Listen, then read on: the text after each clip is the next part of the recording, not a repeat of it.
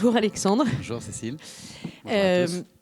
Bonjour à tous. Bonjour à tous, pardon, j'ai même pas eu le temps de dire bonjour. Merci d'être là surtout et de partager avec vous effectivement votre point de vue sur la valeur des agences créatives. J'ai une première question toute simple, puisqu'on parle de valeur. Comment va Burger King aujourd'hui en France ? Alors Burger King France va très bien. On va dépasser la barre symbolique des 500 restaurants qui pour le secteur de la restauration est un peu une première étape importante. On a un vrai développement du chiffre d'affaires qui est lié à l'ouverture des restaurants. On continue d'ouvrir beaucoup de restaurants, mais également avec une croissance du chiffre d'affaires, surtout post-Covid. Cette année, on va dépasser 1,5 milliard d'euros de chiffre d'affaires, donc ce qui n'est pas négligeable, avec pour perspective une croissance de 50% par rapport à 2019, puisqu'en 2019, on était à 1 milliard de chiffre d'affaires. Donc une très belle croissance du chiffre d'affaires et surtout quand on sait que la marque n'est revenue en France qu'il y a 10 ans sous l'impulsion d'Olivier Bertrand, donc, qui a la master franchise pour Burger King en France. Donc voilà, des très beaux résultats business, on est très contents. Et d'une croissance business qui s'accompagne aussi, et c'est important de le dire, d'un vrai engouement pour la marque, qui est un facteur clé de succès, avec des scores de notoriété, de considération, de préférence de marque qui sont très bien orientés, qui évoluent très bien. Et voilà, tout n'est pas parfait, on a plein de choses à améliorer, mais globalement, quand on voit le résultat, on est très satisfait de la trajectoire. Et ça, malgré les difficultés que vous avez forcément eues avec le Covid, par exemple. Donc comment votre agence vous a-t-elle accompagné dans ces périodes un peu compliquées que vous avez dû vivre ? Alors déjà, nous, on considère que la communication, c'est un élément vraiment central de la stratégie de la marque. On a trois, on va dire, grands objectifs ou trois éléments clés de succès pour Burger King. Il y a forcément les produits, faire des bons burgers généreux avec ce goût grillé à la flamme. Donc c'est le produit, ça reste forcément central. Ensuite, l'état d'esprit, la culture, cette culture de vouloir avancer. On est un challenger, donc on essaie d'être concurrent sur le marché, d'innover, d'être flexible, d'aller vite. Voilà, essayer d'aller vite et pas aller chercher toujours le progrès. Enfin, pas aller chercher sur la perfection, mais chercher sur le progrès continu. Et puis la communication, une communication qui est engageante, qui est différente, qui est authentique. Et forcément, quand en 2020, on a dû fermer les restaurants, on a eu beaucoup de restrictions en 2020-2021, forcément, le business a plongé. Et à ce moment-là, on a fait un vrai travail d'optimisation forcément de nos budgets, comme le font tous les annonceurs.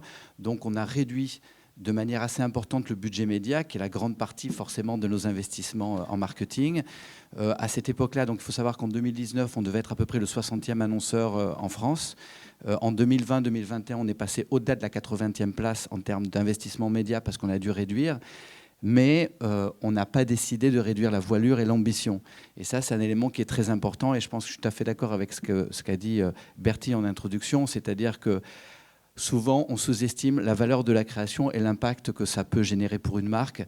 À ce moment-là, on a décidé de renforcer les moyens de l'agence créative pour faire des actions qui étaient des actions certainement plus visibles, qui faisaient vivre la marque à un moment où nos restaurants étaient fermés.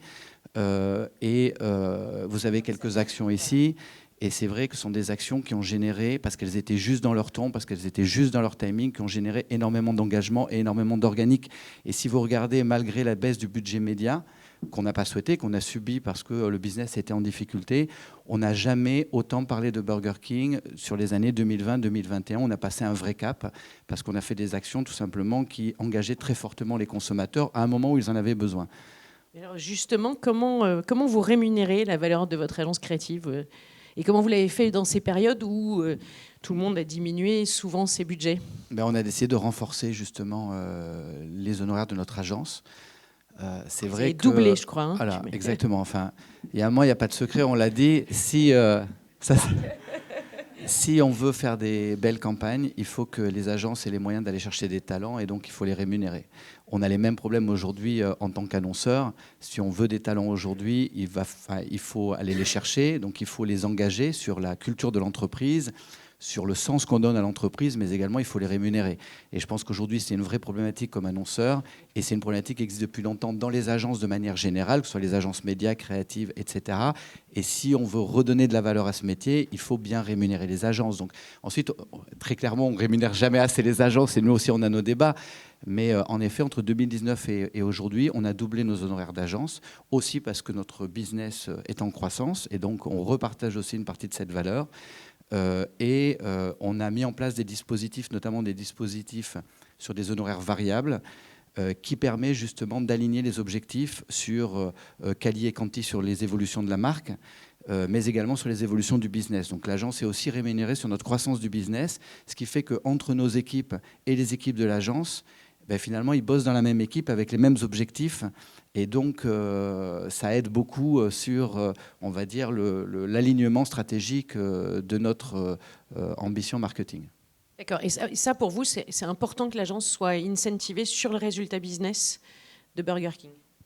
En tout cas, je pense que forcément, les agences, elles sont là aussi pour, et surtout les agences créatives, elles sont surtout là pour créer de la valeur, développer le business, et on doit les intéresser aussi à ce développement du business si on a des résultats exceptionnels, et puis si on ne les a pas, on souffre ensemble.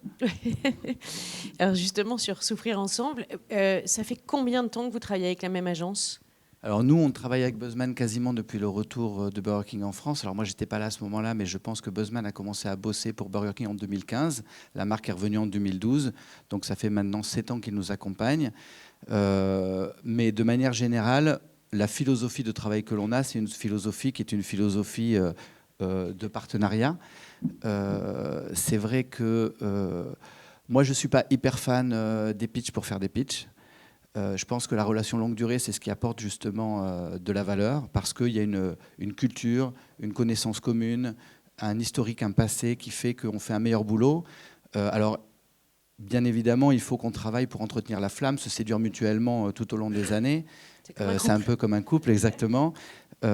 Et on a parfois des différends, mais le fait justement de discuter, de surpasser ces problématiques fait que dans la relation, on est forcément plus fort. Donc ça, c'est un premier élément. Après, c'est la philosophie que l'on a. Ça ne veut pas dire qu'on ne fait pas des pitchs et que parfois on ne change pas d'agence. Ça nous est arrivé aussi, pas sur la partie créative. Ça nous arrive aussi, mais on essaie en tout cas de régler nos problèmes ensemble, parce que c'est jamais la responsabilité de l'agence. On est souvent dans des zones grises, en fait, dans des collaborations. Il faut justement, c'est pour ça que c'est important, cet alignement stratégique sur le sens qu'on donne au business qu'on veut faire ensemble. Ensuite, sur l'agence créative, là aussi, moi, j'ai une conviction, et encore une fois, qui n'est pas partagée par plein d'annonceurs, mais je l'assume, et c'est ma manière de travailler avec mes équipes, c'est que je pense que quand on a un bon partenaire, il faut savoir lui faire confiance et lui donner la responsabilité sur l'intégralité du business. Donc nous, on travaille avec une seule agence créative nationale. Après, on a une agence locale qui est une agence qui va faire du business localement, mais nationalement, pour nous, c'est important qu'on travaille uniquement avec Buzzman sur toutes les cibles, pour 3 raisons essentielles. La première, c'est que quand même, l'agence créative, c'est celle qui porte la personnalité de la marque, on en parlait avant, c'est la face visible de la marque vis-à-vis des consommateurs. Et donc, c'est très important quand on parle campagne produit, campagne marque ou une campagne corporate, que le consommateur, et là vous avez des exemples aussi, sur une campagne marque employeur, que le consommateur retrouve le ton et la consistance de la marque quand on parle aussi de sujets qui sont des sujets qui peuvent être des sujets très sérieux. Donc ça, c'est la première chose. Deuxième chose, c'est hyper important au quotidien. Quand on a plusieurs agences, on doit aligner plusieurs agences de manière continue et on a un temps qui est limité. Exactement. Sur l'alignement stratégique, sur la priorité sur les projets, c'est hyper important et c'est plus facile quand on a une seule agence. Et ensuite, troisièmement, la rémunération. C'est un win-win. Quand on est en capacité de travailler avec une seule agence, on est en capacité de concentrer nos budgets sur une seule agence et pour l'agence, d'avoir plus de ressources et de travailler sa compétitivité, son efficacité, sa productivité en interne. Et donc, voilà, c'est la philosophie. Et en tout cas, pour nous, ça fonctionne parce qu'aussi, on a le bon partenaire avec qui ça marche très bien. Et en tout cas, voilà, on est très content des résultats. Tant mieux. Et alors justement, pour vous, aujourd'hui, quelle est la valeur dont vous êtes le plus fier dans ce que vous apporte votre agence? Qu'est-ce qui, pour vous, oui, a le plus de valeur, en fait, dans la rémunération? Est-ce que vous achetez du temps, par exemple, ou est-ce que vous achetez autre chose que du temps? Alors, nous, ce qui apporte de la valeur, c'est que l'agence, elle nous surprenne continuellement. Et notamment, et on en reparlera après, mais dans le budget qu'on attribue à l'agence, dans les honoraires, il y a une partie de proactif. Il y a une partie où, en fait, on fait un pari pour rémunérer plus largement notre agence, parce que ce qu'on attend d'eux, c'est qu'ils viennent avec des idées qui nous sortent de notre quotidien, qui nous font réfléchir et surtout qui nous sortent de notre business. Puisque, en fait, comme annonceur, on a forcément un plan, on est pris par le quotidien. Et le fait que l'agence vienne avec des sujets qui nous permettent justement de nous reconnecter à la vraie vie et à ce que vit le consommateur, c'est très important. On est aujourd'hui pour ça. Dans le package de l'agence, oui. Il y a une partie qui est sur et on en parlera après sur la manière dont on rémunère l'agence, mais il y a une partie qui intègre ces proactifs. Et c'est très important, c'est ce qui nous fait aussi grandir. Et aujourd'hui, on est dans un monde marketing qui est... le consommateur, il comprend tout. Il n'est pas dupe. Il décortique tout. Il comprend les techniques marketing. Sont aujourd'hui des experts. Enfin, les jeunes qui ont 15, 20, 25 ans aujourd'hui sont nés dans cette culture marketing. Donc, ils la comprennent, ils la voient. Et aujourd'hui, ils sont plus impressionnés par des campagnes qui les surprennent parce qu'elles sont audacieuses, parce qu'elles sont authentiques, qu'une campagne qui a été hyper léchée et qui a été ultra testée et qui finalement sent un peu, je dirais, plus un peu le marketing. Et aussi, ce qui est hyper important sur ces campagnes qui sortent un peu du plan et qui sont un peu des ovnis, c'est qu'il y a aussi un rôle très important vis-à-vis de l'interne, parce que les meilleures campagnes de communication interne sont des campagnes de communication grand public, et ça rend nos employés, nous on a 25 000 employés en France, on a des gens qui bossent dans des restos, qui font des métiers difficiles, et finalement que la marque brille et qu'ils soient fiers de travailler pour cette marque parce qu'elle transmet des valeurs d'authenticité, de fun, d'audace, ben finalement ça rayonne aussi dans nos restaurants et nos employés sont très fiers. Donc il y a aussi cette dimension-là sur la valeur qu'apporte notre agence dans les propositions qu'elle nous fait, qui est un peu un intangible, mais qui fait que pendant la crise, notamment quand nos restaurants étaient fermés, que les employés étaient chez eux, ils étaient hyper fiers de voir que la marque finalement rayonnait, existait. D'accord. Et alors justement, vous parlez d'audace et de risque. Est-ce que finalement, c'est pas aussi difficile d'acheter cette créativité quand on est de l'autre côté, parce que vous la payez, mais il faut l'acheter aussi. Donc, c'est clair. Non, c'est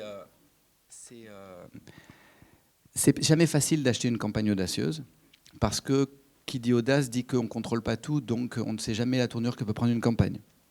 Donc il est clair que même pour nous, on a un ton de marque qui est plutôt audacieux et on sait qu'on peut se permettre certainement plus de choses que d'autres marques.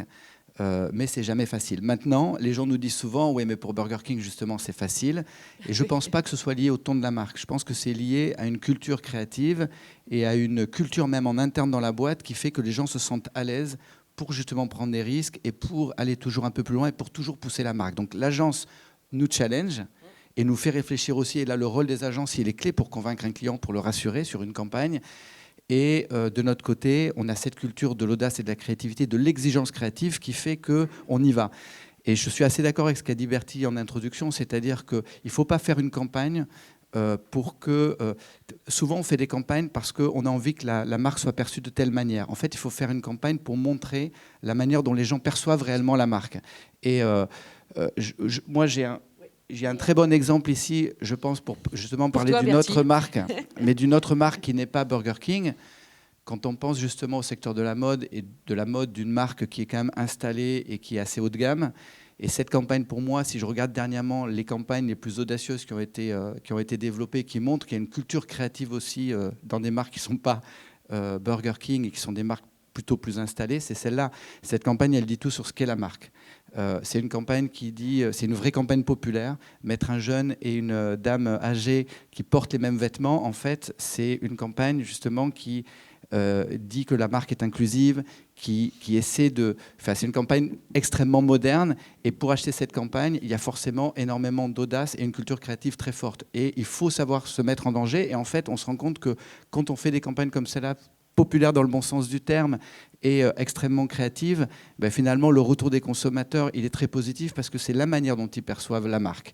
Et voilà, et je pense que cette culture de l'audace, de la créativité, c'est ce qui fait que les marques avancent et ce qui fait qu'il y a des marques certainement qui sont au-dessus du lot par rapport à d'autres aujourd'hui parce qu'elles créent de la conversation, de l'empathie et que c'est des campagnes qui sont perçues comme modernes par les clients. D'accord. Et alors, justement, pour revenir à la rémunération de l'agence, aujourd'hui, chez Burger King, vous avez un service achat qui vous accompagne ? Alors non, on n'a pas de service achat. Nous, chez nous, les acheteurs, ils achètent des frites, des pommes de terre, ils achètent du bœuf, des pains, etc. Vous avez un service achat. Voilà. On a un service achat qui achète les produits. Ensuite, nous, on ne l'a pas. Aujourd'hui, notre service marketing négocie. Donc, les patrons marketing, les patrons des business units au niveau du marketing négocient avec les agences les honoraires pour l'année suivante. Donc en fin d'année, ce qui se passe en novembre-décembre, on a des réunions avec nos agences, on définit ensemble le plan, on se met d'accord sur le scope of work qu'on va avoir sur l'année suivante, on intègre des éléments de proactivité qui sont finalement une preuve de confiance qu'on donne à l'agence. Et ensuite, fin décembre, par rapport à l'année suivante, on ne parle plus honoraire. On ne parle plus, budget, uniquement. parce que ce sont des discussions qui ont tendance à polluer et à tendre la relation. Et on est là pour faire du business et apporter de la valeur justement en termes de créativité. Donc c'est vrai qu'on a des discussions en novembre-décembre sur lesquelles on fait des revues, etc. On se met d'accord et ensuite on bosse sur de la créativité. Alors ça ne veut pas dire qu'on fait n'importe quoi aussi en termes de production. D'ailleurs, on a des cost-contrôleurs, on a des auditeurs, on cost-contrôle le print, on cost-contrôle les productions audiovisuelles. On a des auditeurs sur la partie média pour regarder notre compétitivité. Mais par contre, derrière, l'agence, elle peut travailler librement. Elle sait qu'on leur fait confiance. On sait qu'ils peuvent travailler avec des moyens. Et je pense que c'est ce qui fait qu'on est en capacité de proposer beaucoup de choses et qu'on est en capacité de faire rayonner la marque, même si, encore une fois, tout n'est pas parfait et qu'il y a des choses qu'on fait bien et d'autres choses qu'on fait moins bien. Mais globalement, on a une manière de travailler qui est, je pense, optimum aujourd'hui. Et ensuite, si on a des différends, on les règle en discutant et on trouve des solutions positives pour tous. Donc vous le faites a priori en ce moment. Et alors justement, comment en ce moment, dans les discussions que vous avez avec l'agence, vous abordez l'année 2023 qui s'annonce comme une année difficile, avec un peu de récession et d'inflation. Vous l'abordez comment dans les discussions aujourd'hui ? Alors, un peu comme on l'a abordé sur les dernières années, ce qui est vrai, c'est qu'aujourd'hui, de manière générale, et c'est ce que voient tous les annonceurs, on est dans un contexte compliqué, mais on sort finalement d'années encore plus compliquées. Enfin, on a eu un 2020, 2021, 2022.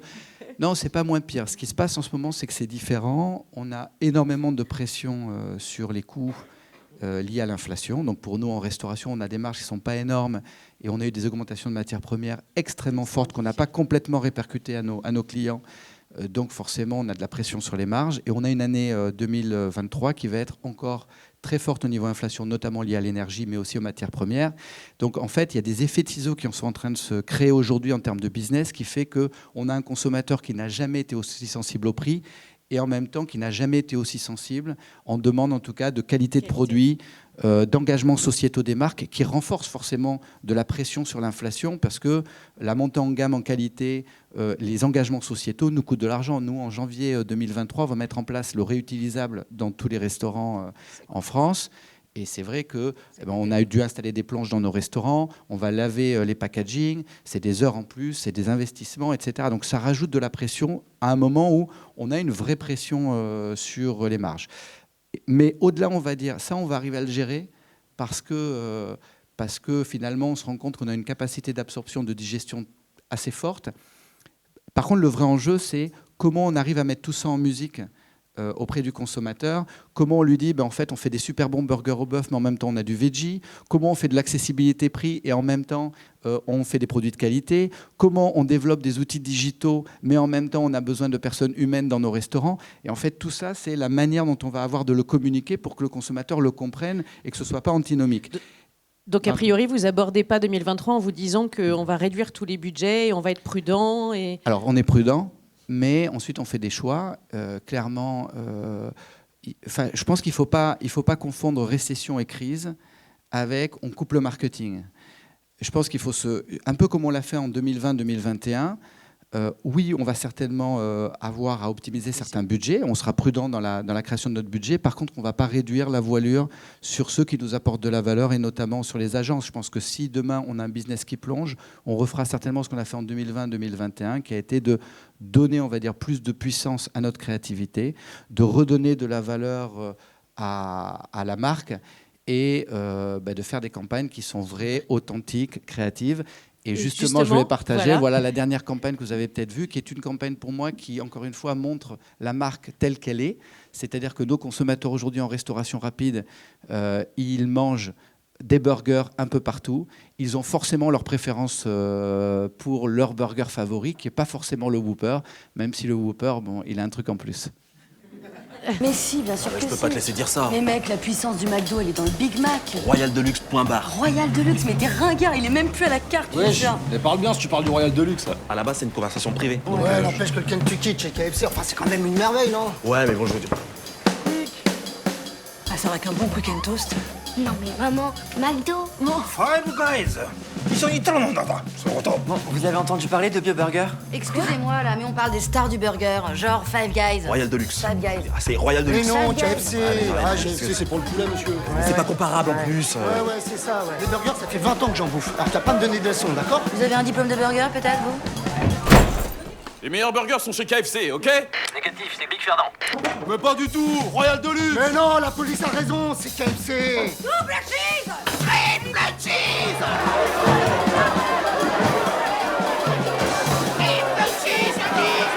BioBurger.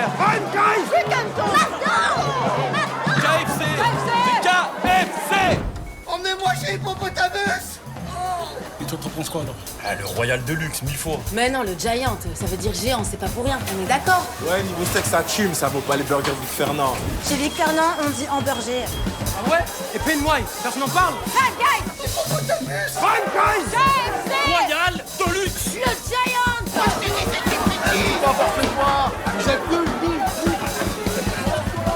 À la base, c'était une conversation privée. Les 2 menus Whopper, c'est pour vous? Ah bah oui, évidemment. Merci. Ah, les gens s'en foutent, hein. Le Whopper, évidemment. Whopper 3000. Les 3 menus Whopper.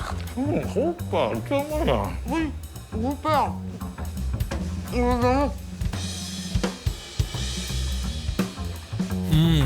Burger King. Merci Alexandre, merci pour effectivement cette très belle démonstration de prise de risque et d'audace et de créativité. Merci beaucoup. Merci à vous.